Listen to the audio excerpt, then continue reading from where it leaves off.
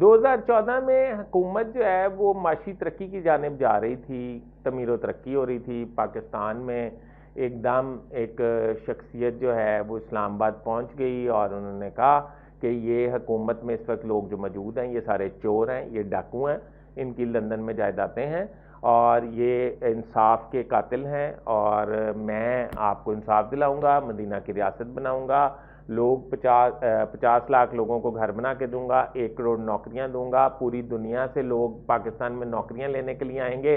اور پاکستانی پاسپورٹ، ہرا پاسپورٹ لے کے جب آپ کسی ایئرپورٹ پہ اتریں گے تو منہ چومن لگ پن گے، پیر چومن لگ پن گے۔ تو انہوں نے دھرنے دے دیے۔ اس وقت ایرانی صدر نے پاکستان آنا تھا، اسلام آباد آنا تھا، اسلام آباد آ کے انہوں نے یہ طے کرنا تھا، سی پیک کو اسٹرینتھن کرنا تھا اور ایم او یو سائن کرنے تھے پاکستان کے ساتھ، مگر ان کے ان کاموں کی وجہ سے یہ کام سارا خراب ہو گیا، اور خراب یہ ہوا کہ ان کا آمد بھی رک گئی اور وہ نہ آ سکے۔ پھر اس شخصیت نے 2018 میں وزیر اعظم نے آؤٹ کرایا، الیکشن کرائے تو وزیر اعظم بن گیا۔ پھر وزیر اعظم بن کے انہوں نے جو سب سے قابل تحسین، خوبصورت اور دلکش اور قابل تعریف کام کیا، انہوں نے ایک آئی ٹی ایکسپرٹ، انہوں نے ایک سائنس اینڈ ٹیکنالوجی کے ماہر، انہوں نے ایک آرٹیفیشل انٹیلیجنس کے ماہر، انہوں نے ایک کمپیوٹر کے ماہر، انہوں نے ایک مطلب کنسٹرکشن کے ماہر، انہوں نے فارمنگ کے ماہر، انہوں نے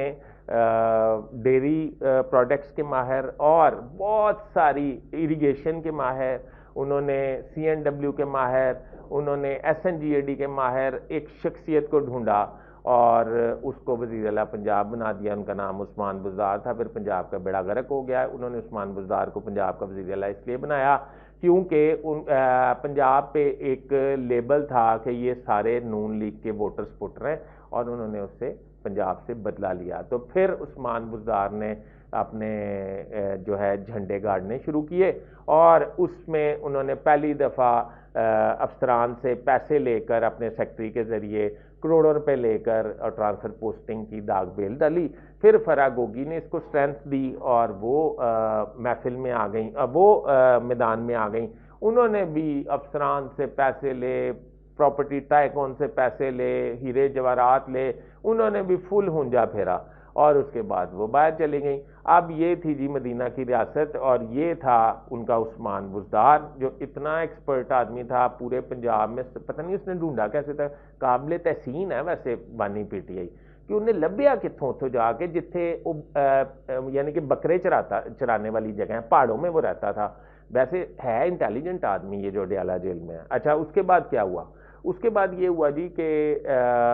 اب 2024 ہے، ایران چائنیز پرائم منسٹر آ رہے ہیں، شنگھائی تعاون تنظیم کا اجلاس ہونے جا رہا ہے۔ انہوں نے ایک اور میرا مطلب کہ مطلب نرم گو، سافٹ، ملنسار، ادب و دابد ماہر اور انتہائی ڈاؤن ٹو ارتھ وزیر اعلیٰ علی امین گنڈا پور نو پہنچتا ہے کہ وہ اب آئیں گے ادھر، اور وہ آ کے ڈی چوک پہ اس کو تہس نہس کرنے کی کوشش کریں گے۔ تو اب یہ دیکھیں کہ علی امین گنڈا پور کے ساتھ ہوتا کیا ہے۔ ابھی تک کے لیے اتنا ہی، اپنے ہوسٹ فیصلہ اس بات کی اجازت دیجیے، اللہ حافظ۔